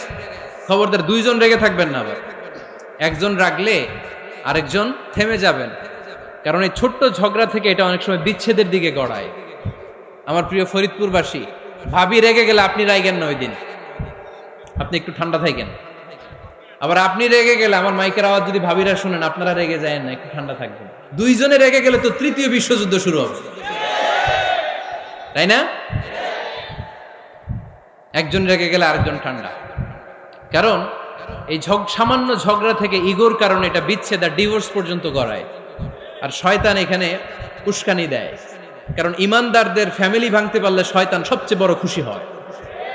আর ইমানদারদের ফ্যামিলি টিকে থাকলে খুশি হয়ে যায় কে? আম্মাজান আয়েশা রাদিয়াল্লাহু তাআলা আনহার সাথে বিষ্ণু ইসা ইসলামের ঝগড়া হতো মাঝে মাঝে। একবার ঝগড়া হলো, বিষ্ণু ইসা ইসলামও রাগ, আম্মাজান আয়েশাও রাগ। বিষ্ণুই বললেন, আয়েশা, ঝগড়া করে আর কতক্ষণ থাকবো, আসো মিটমাট করি। আয়েশা রাদিয়াল্লাহু বললেন, ঠিক আছে, মিটমাট করব। তো বিষ্ণু ইসা ইসলাম বললেন, মিটমাটের জন্য কারে ডাকবো? ওমর রে ডাকি। কয় না, ওমর রে না, ওমর গালিজ, ওমর অনেক রাগে, আমার ডর লাগে। কয় তাহলে তোমার আব্বারে ডাকি। কয় ডাকেন। কি খুশি!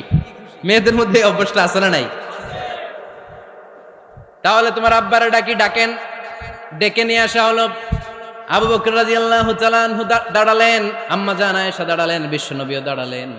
বিশ্বনবী বললেন, আয়েশা, তোমার আব্বা আসছে, এবার ঘটনা খুলে বলার পালা। তুমি বলবা নাকি আমি বলবো? আম্মাজান আয়েশা বললেন, আপনি বলেন, তবে ওয়ালা তাকুল ইল্লা হাক্কান, যেটা ঘটছে ওইটাই বললেন, মিথ্যা কথা কইেন না। আবু বকর রাদিয়াল্লাহু তাআলা রেগে মেগে আগুন। কি এই কথা তুমি কেমন করে বলো?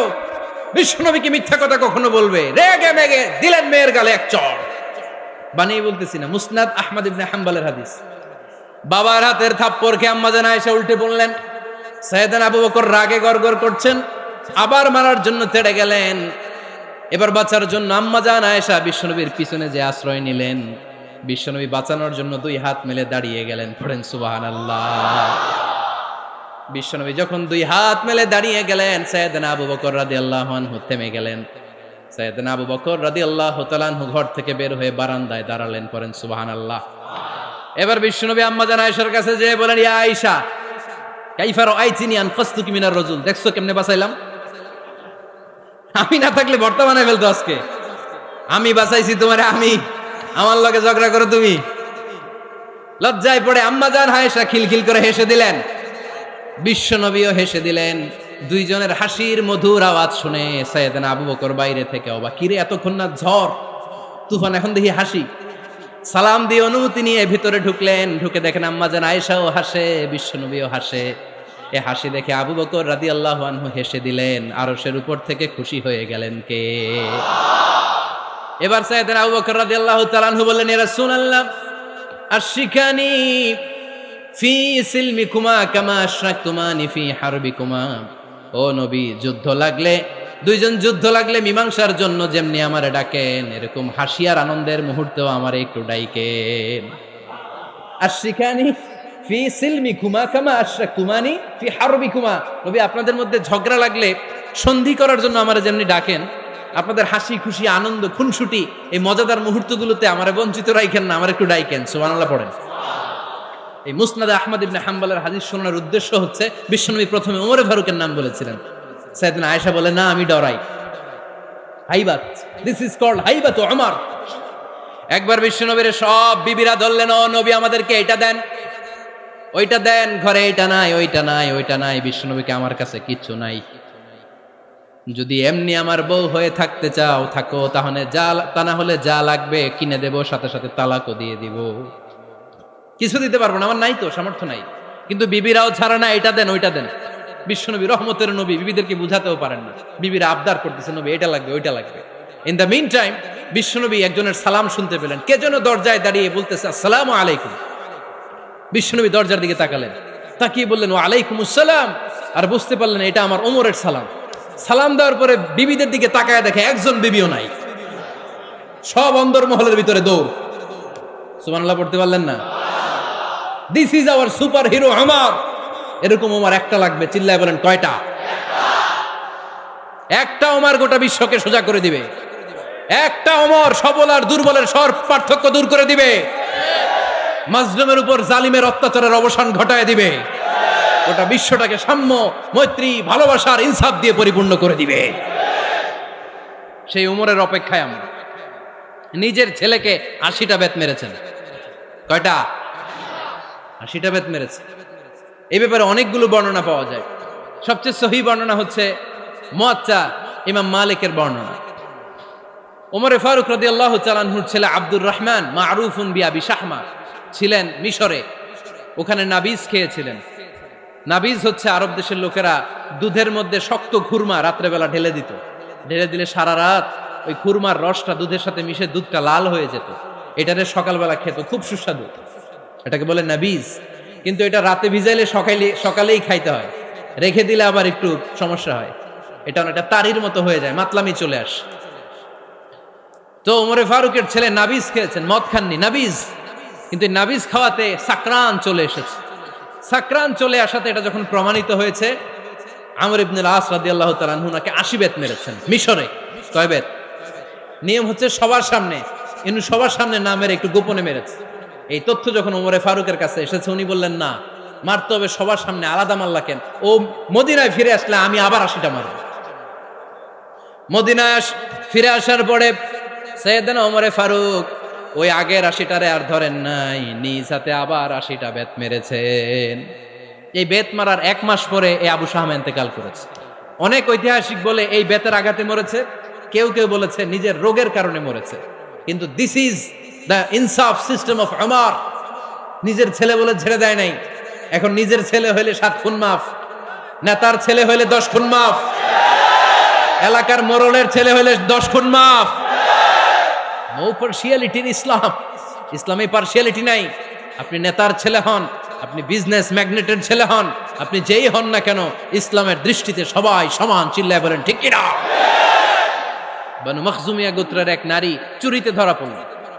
সাহাবারা বললেন, নবী, মদিনার সবচেয়ে ভ্যারি প্রেস্টিজিয়াস এন্ড ডিগনিফাইড ফ্যামিলির মেয়ে, আপনি হাত কাইটেন না, কারণ ইসলামের নিয়ম চুরি করলে কি কেটে দাও। বিশ্বনবী বললেন, বলো কি, হাত না কাটার জন্য তোমরা আমাকে রেকমেন্ড করছো? এটা আল্লাহর আইন, পৃথিবীর কেউ রেকমেন্ড করলো শোনার ক্ষমতা আমার নাই, কারণ আইনটা দিয়েছে কে? লাউ কানাত ফাতিমাতু বিনতি মুহাম্মাদিন সারাকাত লাকাতা মুহাম্মাদুন ইয়াদাহা। আরে বনু মাকসুমিয়া মেয়ে তো দূরের কথা, আমার কলিজার টুকরা ফাতেমাও যদি আজ চুরিতে ধরা পড়তো, তার হাত কেটে দিতে আমি 1 মিনিটও দেরি করতাম না। দিস ইজ ইসলাম। এই হচ্ছে ওমরে ফারুকের মানাকিব। এরকম ওমরে ফারুক কয়টা লাগবে? আওয়াজ করে বলতে হবে, কয়টা লাগবে? একটা লাগবে। এই সাইয়েদনা ওমরে ফারুক মদিনার প্রথম চিফ জাস্টিস ছিলেন। সর্বপ্রথম উনার পরামর্শে সাইয়েদনা আবু বকর রাদিয়াল্লাহু তাআলা আনহু কোরআনকে সংকলন করেছেন। আমরা এই যে কোরআন পড়ি 30 পারা, এমদাদিয়া লাইব্রেরির 114টা সূরা, কত সুন্দর সন্নিবেশ করা হয়েছে, এখানে সাজানো হয়েছে। আল্লাহর হাবিব সাল্লাল্লাহু আলাইহি ওয়াসাল্লামের সময় কি এরকম কোরআন ছিল নাকি? ছিল না। খেজুর পাতার মধ্যে, গাছের বাকলের মধ্যে, ওটের বড় হাড্ডির মধ্যে আর পাথরের মধ্যে খোদাই করা কোরআন ছিল। সাইয়েদনা আবু বকরের সময় রাদিয়াল্লাহু তাআলা আনহুর সময় যুদ্ধ হলো, 70 জন হাফেজ সাহাবী ইন্তেকাল করলেন। সাইয়েদনা আবু বকর রাদিয়াল্লাহু তাআলা আনহুকে ডেকে ওমরে ফারুক বললেন, ও আবু বকর, এইভাবে হাফেজে কোরআন সাহাবীরা যদি দুনিয়া থেকে বিদায় হয়ে যায়, আল্লাহর কোরআনও তো বিদায় হয়ে যাবে। আমার পরামর্শ হলো, আপনি সব বয়োজ্যেষ্ঠ সাহাবীদেরকে একসাথে করে কোরআনের সব কাগজগুলোকে একসাথে করে একটা নির্ধারিত কপির মধ্যে কোরআনকে সংকলন করে ফেলেন। সাইয়েদনা আবু বকর বললেন, যেটা আমার নবী করে না, এটা আমি কেমনে করি? কিন্তু ওমরে ফারুক নাছরবান্দা বলে না, এটা করলে কোনো খারাপ হবে না, ভালোই হবে। মুসলিম উম্মার জন্য এক জায়গায় কোরআন সন্নিবেশিত থাকবে, আপনি করেন। সাইয়েদনা আবু বকর রাজি হয় না, ওমরে ফারুকও ছাড়ে না। ওমরে ফারুক বলতে বলতে বলতে বলতে এমন ভাবে সাইয়েদনা আবু বকর রাদিয়াল্লাহু তাআলা আনহুকে ধরলেন, সব শেষে সাইয়েদনা আবু বকর ওমরে ফারুকের কথায় কোরআন সংকলনে রাজি হয়ে গেলেন। পড়েন সুবহানাল্লাহ। উনি বললেন, ওমর যখন আমাকে বারবার বুঝাতে লাগলো, আল্লাহ তাআলা আমার হৃদয়টা ওমরের কথা শোনার জন্য খুলে দিলেন। আল্লাহ তাআলা কেমন যেন আমাকে ইলহাম করলেন, আবু বকর করো, এই কাজের মধ্য দিয়ে আমি আমার কোরআনকে গোটা বিশ্বে জীবিত রেখে দেব। This is Omar. এই যে আমরা হিজরি সনের যে আমরা গণনা করি, এই হিজরি সনের প্রবর্তক হচ্ছে সাইয়েদনা ওমরে ফারুক। সাইয়েদনা ওমরে ফারুক এই হিজরি সনের গণনা শুরু করেছেন। সাহাবারা বলল, আমিরুল মুমিনিন, খ্রিস্টানদের ঈসাই সন আছে, আমাদের মুসলমানদের কোনো সন নাই। আমাদের একটা সন থাকলে আমাদের জিজিয়া নিতে, আমাদের যাকাতের টাকা উত্তোলন করতে অনেক সুবিধা হবে। ওমর ফারুক বললেন, তাহলে কোন সালকে হিজরি, কোন সালকে মুসলিম সাল হিসেবে আমরা ঘোষণা দিতে পারি? একজন বলল, আমার নবী যেই সালে জন্মগ্রহণ করেছেন ওই সালে। ওমর ফারুক বললেন, না, আমার নবীর জন্ম আমাদের জন্য খুশির দিন, কিন্তু এটা আমাদের জন্য প্রেরণা নয়, প্রেরণা নবীর কাজে, ঠিক কিনা? আরো কিছু সাহাবারা বলল, তাহলে যেই সালে আমার নবী ইন্তেকাল করেছে ওইটারে প্রথম সাল ধরেন। ওমর ফারুক বললেন, না, যেদিন তিনি ইন্তেকাল করেছেন এটা আমাদের দুঃখের দিন, এটা আমাদের প্রেরণা নয়। আমাদের প্রেরণা হচ্ছে বিশ্বনবীর ত্যাগ, তিতিক্ষা আর কাজের মধ্য দিয়ে। জোরে কোন ঠিক কিনা? ওমর ফারুক বললেন, যেদিন বিশ্বনবী ইসলাম রক্ষায় নিজের মাতৃভূমি ছেড়ে মক্কা থেকে মদিনায় গিয়েছেন, ওই দিনটাকে হিজরি প্রথম দিন ধরে আমরা হিজরি সাল গণনা করে শুরু করে দেব। ওইটাই হচ্ছে হিজরি সন। সেখান থেকে হিজরি সনের প্রবর্তন করেছেন সাইয়েদনা ওমর ফারুক রাদিয়াল্লাহু তাআলা আনহু।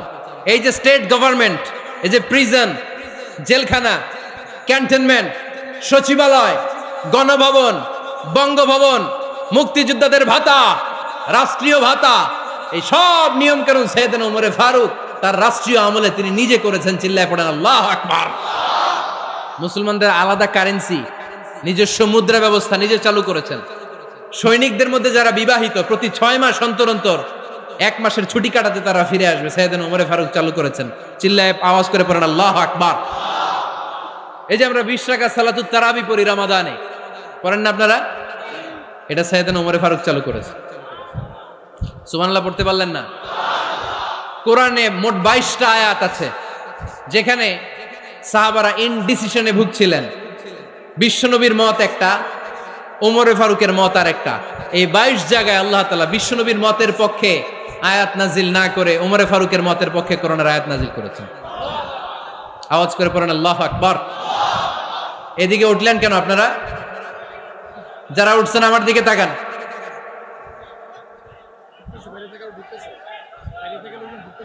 কিছু ভিতরে ঢুকতেছে, কিছু বাইরেতেছে না?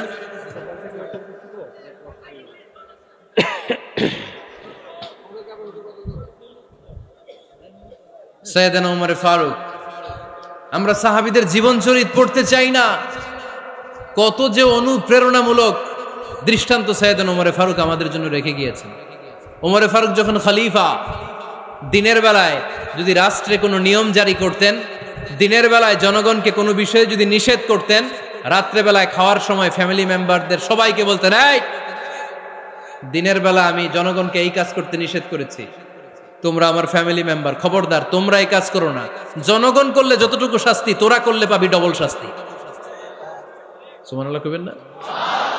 আমাদের নেতারা ওই বাড়ির বিচার করে, ওই বাড়ির মাইয়ার বিচার, ওই বাড়ির পোলার বিচার, নিজের পোলা গাঞ্জা টানে, আছে না নাই? নিজের মেয়ে অপরাধ করে, আছে না নাই? কি নেতা ছিলেন ওমর ফারুক! আগে নিজের ঘর সামলিয়েছেন, আগে নিজেকে সামলিয়েছেন, নিজের ঘর ঠিক করেছেন। বলেছেন জনগণ করলে যত বেদ, তোরা করলে ডবল বেদ।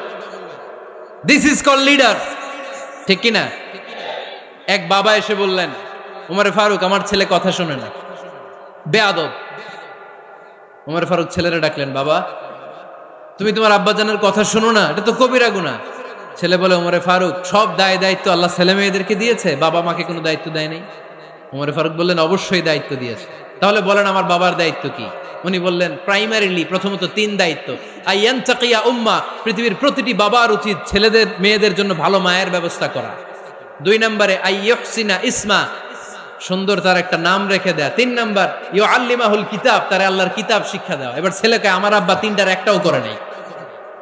এবার ওমর ফারুক রেগে গেলেন, বাবার কাঁধে ধরলেন, বললেন তুই ছেলের জন্য বিচার নিয়ে আসলি, তোর 3টা দায়িত্বের একটাও তুই পালন করিস নাই। ছেলে বলে, আমিরুল মুমিনিন, আমার মা নর্তকী, আমার মা মাজুসি, আমার মায়ের মধ্যে কোনো আদব কাদব নাই, সুন্দরী দেখে আমার মা রে বাবা বিয়ে করছে, আমার মায়ের কাছ থেকে জীবনে কিছু শিখি নাই।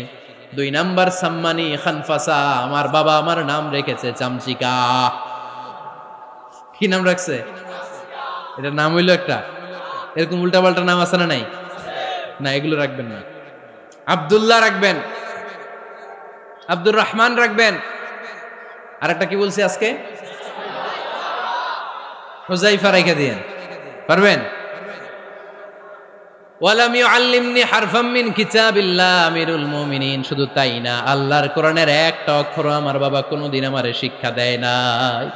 ওমর ফারুক রেগে গেলেন, এবার বাবার কান্দে ধইরা মারতে শুরু করলেন। তুই পোলার নামে বিচার নিয়ে আইছিস, তোরে মার দিমু আগে। এরকম নেতার দরকার আছে না নাই? মদিনায় এক লোক তার বউরে রাগের চোটে 100 তালাক দিয়ে ফেলছে। কয় তালাক দেয়ার নিয়ম কয়টা? দিছে কয়টা? এবার স্ত্রী কাঁদতে কাঁদতে এসে বলে, আমিরুল মুমিনিন দেখেন, আমার স্বামী আমারে রেগে মেগে 100 তালাক দিচ্ছে। ওমর ফারুক বললেন, দইরা নিয়ে আয় এটারে। নিয়ে আসা হলো। ওমর ফারুক বললেন, কয়টা তালাক দিয়েছো? কয় 100টা। কেন দিছো? কয় মাথা গরম আছিল। এরকম আছে না? তালাক দেওয়ার সময় সব তালাক, তুই তালাক, তোর মা তালাক, তোর বোন তালাক, সব তালাক। তালাক দিবে ওয়াইফ রে, দিতেছে সবাই রে। ওমর ফারুক বললেন, দিবে 3টা, 100টা দিলা কেন? কয় মেজাজ গরম ছিল। কয় দাঁড়া, আত-তালাকু মিন শাআইরিল্লাহ, তালাক হচ্ছে আল্লাহর দেয়া বিধানের একটা নিদর্শন, এটা নিয়ে তুই খামখেয়ালি করলি। আমার রায় শোন, আমার রায় হচ্ছে 3 তালাকে তোর বউ তালাক, বাকি 97 তালাক তোর পিঠের উপরে পড়বে। এরকম বিচারের দরকার আছে না নাই? এরকম দৃষ্টান্তমূলক বিচার যদি বাংলার জমিনে দেয়া হতো, আর কোন নারী ধর্ষিতা হতো? আর কোন নারীকে অ্যাসিড মারা হতো? আর কোন নারী যৌতুকের জন্য কান্না করত? একটা আমল লাগবে, বেশি না। মক্কা, মদিনা, এই 7 জায়গায় 7 জন গভর্নর পাঠিয়েছেন, তাদের থেকে তথ্য নিতেন। এই গভর্নর সিস্টেম উনি বানিয়েছেন। সাইয়েদনা আমর ইবনে আল-আস রাদিয়াল্লাহু তাআলা আনহুকে পাঠিয়েছেন মিশরে। মিশরে একটা দৌড় প্রতিযোগিতা হতো। মিশরি বলে, আমার মাল্লা কেন? তুমি খেলায় পারো না, আমারে মাল্লা কেন? কয় আনা ইবনুল আকরামিন, আমি গভর্নরের পোলা। আমি যা বলবো এটাই হবে, আমার উপরে কথা নাই। মিশরি ওইখানে আর ঝগড়া বাঁধায় নাই, মনে দুঃখ নিয়ে মদিনায় চলে আসলেন। এসে বললেন, আমিরুল মুমিনিন, আপনি আমর ইবনুল আস রাদিয়াল্লাহু তাআলা আনহুকে মিশরের গভর্নর বানিয়ে পাঠিয়েছেন।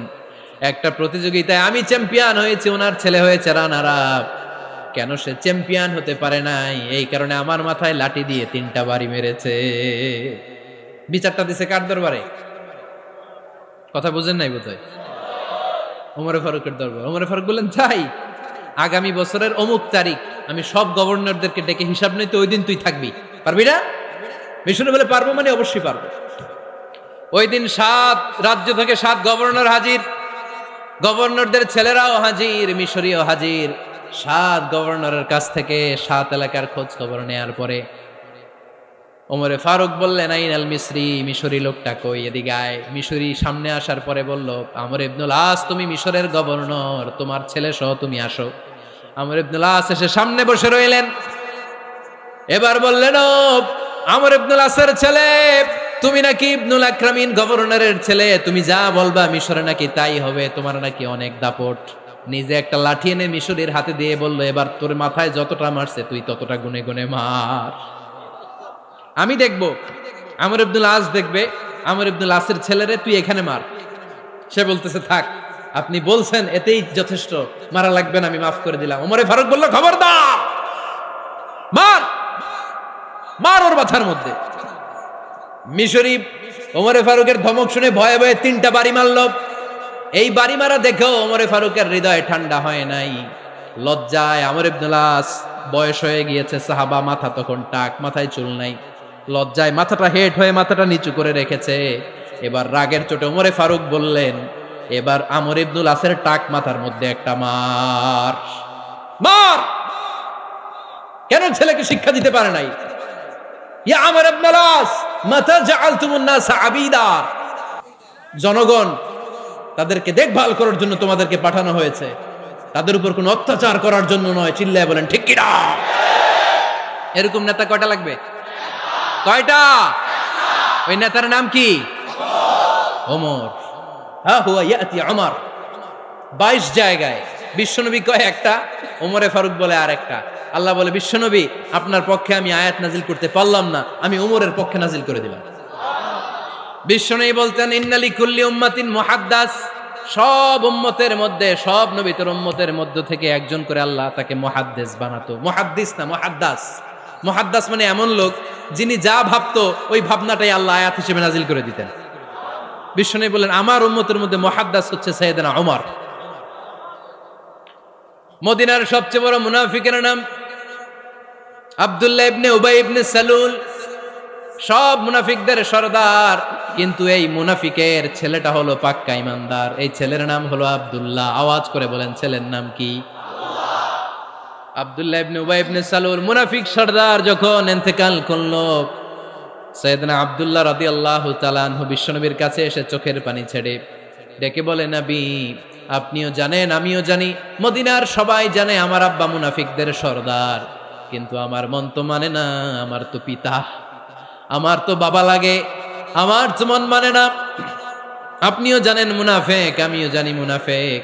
নবী আপনার দরবারে কিছু আমি চাই না, আপনার গায়ের একটা জামা দেন, আপনার জামাটা পরিয়ে আমার বাবারে দাফন দিব। এর উসিলায় যদি আমার আব্বারে আল্লাহ মাফ করে দেয়, দয়ার নবী মায়ের নবী জামা খুলে দিয়ে দিলেন। পড়েন সুবহানাল্লাহ। আব্দুল্লাহ রাদিয়াল্লাহু তাআলা আবার আবদার চললেন, নবী জানি আমার বাবা মুনাফিক, কিন্তু আমার তো বাবা, আপনার দরবারে ফরিয়াদ, আপনি নিজে যে আমার বাবার জানাজার নামাজের ইমামতি করবেন। দয়ার নবী মায়ার নবী জানাজার নামাজে যেতে চাইলেন। ওমরে ফারুক বললেন, নবী না, খবরদার, আপনি উবাই ইবনে সালুলের জানাজায় যাবেন না। বিশ্বনবী জোর করে যেতে চাইলেন। সাইয়েদনা ওমরে ফারুক বিশ্বনবীর জামা পেছন থেকে টেনে ধরলেন। আল্লাহু আকবার। টেনে ধরলেন, যাবেন না আপনি। ওমরে ফারুকের হাত থেকে হ্যাচকা টান মেরে জুব্বা টান দিয়ে বিশ্বনবী জানাজায় চলে গেলেন। রব্বুল আলামিন আয়াত নাজিল করলেন, ইস্তাগফির লাহুম আও লা তাস্তাগফির লাহুম ওয়া ইন তাস্তাগফির লাহুম 70 মাররাতান ফালান ইয়াগফিরাল্লাহু লাহুম। নবী গো, একবার নয়, দুইবার নয়, 70 বারও যদি এই মুনাফিকের জন্য আপনি ক্ষমা চান, তার জন্য ক্ষমা নাই, তার জন্য আছে জাহান্নাম। ওয়ালা তাকুম, আপনি যাবেন না আলা কবরি, কখনো তাদের জানাজায় যাবেন না। এই যে একটা ভুল করে ফেলছেন, এটা এইবারই শেষ, এরপরে আর যাবেন না। সাইয়েদনা ওমর ফারুকের পক্ষে আল্লাহ তাআলা কোরআনের আয়াত নাজিল করে দিলেন, চিল্লায় পড়েন আল্লাহু আকবার। এভাবে 22টা জায়গায় ওমর ফারুক যা বলেছে এটা নিয়ে একটা আলাদা আলোচনা হইতে হবে, আলাদা একটা আলোচনা লাগবে যে 22টা আয়াতে আল্লাহ তাআলা বিশ্বনবীর পক্ষে কোরআনের আয়াত নাজিল না করে সাইয়েদনা ওমর ফারুকের পক্ষে আয়াত নাজিল করেছেন, চিল্লায় পড়েন সুবহানাল্লাহ। ওই ওমর ফারুককে আমাদের মডেল বানানোর দরকার আছে না নাই? ওই ওমর ফারুকের জীবনী আমাদের ছেলে মেয়েদেরকে পড়ানোর দরকার আছে না নাই? আমাদের ভবিষ্যৎ প্রজন্ম এগুলো জানে না। ওরা সালমান খান দেখে বড় হয়, ওরা শাহরুখ খান দেখে বড় হয়, ওরা ঋত্বিক রোশনকে দেখে বড় হয়, ওরা মনে করে যে এরাই বড় সুপার হিরো। আমাদের যে কত বড় সুপার হিরো আছে এরা জানেই না। নতুন প্রজন্মের কর্ণকহুরে সাইয়েদনা ওমর ফারুকের ইতিহাস পৌঁছে দেওয়ার দরকার আছে না নাই? ওমর ফারুকের ইন্তেকালের ঘটনাটা বলেই আমরা মোনাজাতের দিকে যাব। শুনবেন? শুনতে চান? উনি স্বপ্নে দেখলেন একটা লাল মোরগ ওনাকে 3টা ঠোকর মেরেছে। কয়টা? উনি জুমার নামাজে, জিলহজ মাসের শেষ সপ্তাহে জুমার নামাজে বললেন যে একটা লাল মোরগ 3টা ঠোকর মেরেছে। মুগীরা ইবনে শুবা রাদিয়াল্লাহু তাআলা আনহুর দাস আবু লুলু আল মাজুসি, এই লোকটা খঞ্জর বানাতে পারত। মুগীরা রাদিয়াল্লাহু তাআলা আনহুর দাস। মুগীরা প্রতিদিন 4 দিরহাম করে চার্জ করত, যেহেতু দাস। সে এসে বিচার দিল, আমিরুল মুমিনিন, মুগীরা আমার থেকে বেশি টাকা চায়, জুলুম করে। ওমর ফারুক বললেন, তাই? তুমি কি কাজ জানো? বলে, আমি খঞ্জর বানাতে জানি। বাড়ি কই? পারস্য। আরে তুমি খঞ্জর বানাতে জানলে তো 4 দিরহাম অনেক কম, সে তো আরো বেশি টাকা নেওয়া দরকার ছিল তোমার থেকে। আবু লুলুর এই কথা পছন্দ হয় নাই। সে কয়, ওমর তুমি সবারে দয়া দেখাও আর আমার ক্ষেত্রে কঠিন নিয়ম বানাইলা, দাঁড়াও এই নিয়ম তোমারে আমি দেখাবো। এই রাগে সে বাড়িতে যে একটা খঞ্জর বানালো। কি বানালো? খঞ্জর চিনেন? ছোট্ট ছুরি। কিছুদিন আগে ওমানের সুলতান কাবুস ইন্তেকাল করেছে, জানেন আপনারা? ওনার এই কোমরের মধ্যে খঞ্জর থাকতো, ছবিতে দেখছেন? আরব শায়েখ যারা সুলতান আমির, কোমরে কি থাকে? ছোরা থাকে, খঞ্জর। সে বাসায় যে একটা খঞ্জর বানালো, যেই খঞ্জরের 2 মাথা, লাহু রাসান ওয়া মাকবাদাতুহু ফি ওয়াসাতি, আর ধরার হ্যান্ডেলটা মাঝখানে, এদিকেও ছুরি এদিকেও ছুরি, যাতে এইভাবে এইভাবে মারা যায়। সে ধার দিতে লাগলো আর বলল, ওমর দাঁড়াও তোমারে আমি দেখাবো। ওমর ফারুক মসজিদে নববীর ইমাম, ফজরের নামাজের সময় এ আবু লুলু আল মাজুসি বুরনুস পরে, চাদর পরে, লুকিয়ে লুকিয়ে, সে অগ্নি উপাসক, মুমিন নয়। ওমর ফারুককে অ্যাটাক করার জন্য গেলেন মসজিদে নববীতে। ওয়াকানু ইউসাল্লুনা বিগালাস, তখন ওনারা অন্ধকারে নামাজ পড়তেন। নামাজের সময় যখন হলো, লুকিয়ে লুকিয়ে প্রথম কাতারে ওমর ফারুকের পিছনে মুয়াজ্জিনের পাশেই দাঁড়ালো, হাতে খঞ্জর। একামত হলো, ওমর ফারুক সালাত শুরু করলেন, ফজরের সালাত, আল্লাহু আকবার। নামাজ শুরু করলেন, সূরা ফাতিহা বললেন। আরেকটা সূরা যখন পড়তে যাবেন, in the meantime Abu লুলু এই খঞ্জর নিয়ে ওমর ফারুকের বুকের মধ্যে 3টা স্টেবিং করলেন। একটা মারলেন নাভির নিচে, মারার সাথে সাথে পাকস্থলী কেটে গেল। আরেকটা মারলেন পাজরে, পাজর ছিঁড়ে গেল। 3টা মারার পরে ওমর ফারুক বললেন, কাতালানি আল কালব, এক কুকুর আমাকে মেরে ফেলেছে। পেছন থেকে এক সাহাবীকে টান মেরে সামনের দিকে নিয়ে গেলেন, তুমি নামাজের ইমামতি করাও। আর ওমর ফারুককে বাকিরা ধরাধরি করে পেছনে নিতে আরম্ভ করলেন। আর এই আত্মাই আক্রমণ যে করেছে, সে কাতারের মাঝখান দিয়ে যেতে আরম্ভ করলো আর 2 দিকে ছুরি মারতে আরম্ভ করলো। 13 জন সাহাবীর গায়ে ছুরি মেরেছে, 7 জন সাহাবা স্পট ডেথ, জায়গায় মৃত্যু। এই ভয়ঙ্কর অবস্থা দেখে এক সাহাবী বুরনুস, এক ধরনের জুব্বা আছে মাথাওয়ালা, অনেকে জ্যাকেট পরছেন না এরকম মাথাওয়ালা, লম্বা জুব্বা আছে, আরবরা শীতে পরে মাথাওয়ালা। এই মাথাওয়ালা জুব্বা বের করে এক সাহাবী জালের মতো তার দিকে উড়ায় মারল। ওই বুরনুসের মধ্যে পেঁচিয়ে আবু লুলু মাটিতে পড়ে গেল আর সুইসাইড করে ফেলল, নিজের বুকে নিজে মেরে আত্মহত্যা।